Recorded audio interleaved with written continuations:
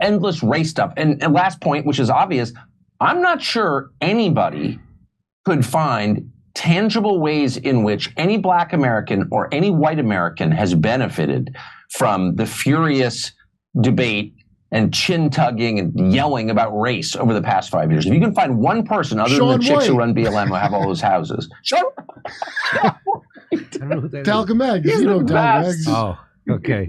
I love him. No, but I mean, aside from like the obvious charlatans, and I'm sorry, I was going to add one thing because I know Cornel and I've always really liked Cornel.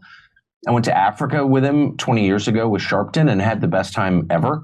And I think he's legit smart. I will say that. I mean, he like reads Russian language, which is hard. And he has good instincts, but the fact that his default is always this shallow, effectively neoliberalism, which he would hate it if he heard me say that, but it's true. Why is that? He knows better. He's not dumb. He knows what's happening. And the truth is just to cover. It's his defense mechanism. Like he doesn't want to, he does kind of want, still an endowed chair at Princeton. So if they come for him at all, he's like, race, trans, whatever. Like it's purely his force field. That's all it is. That's my opinion. So anyway. So you are correct. I was a big fan of Dr. Cornel West again until he came on my show, and then he is really smart, like you said. He reads Russian. All this stuff.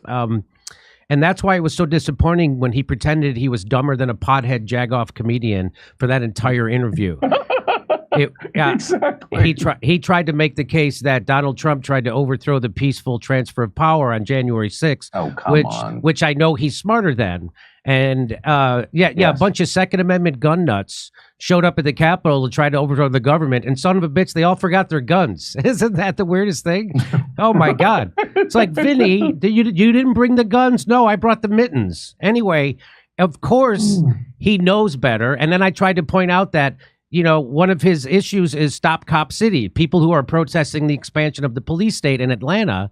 And I tried to point out to him that the same RICO laws that, by the way, were invented to go after the mafia, which was why everybody was okay with them. Well, you're only going to use them to go after the mafia. Well, now they're using them to go after Donald Trump, a former president who's a political enemy of the establishment and the number one opponent of the current president, Joe Biden. They used the RICO statute to go after him and indict him. Not only did they use the same RICO statute to go after Stop Cop City protesters, they used the same grand jury. The same grand jury indicted them. And I tried to point that out to Cornel West. And when I said, you see the game that's being played now, he pretended he didn't. And then he called me a Trumper. And so for that, I don't think I can forgive him. And I won't. And I won't stop bringing it up either.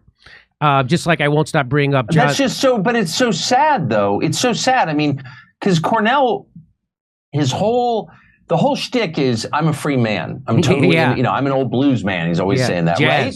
And man. He could be. He actually could. He could be a free man because he has all the qualities required. He's self-aware. He's smart. He's wildly articulate, and he's a good dude, actually, in my opinion.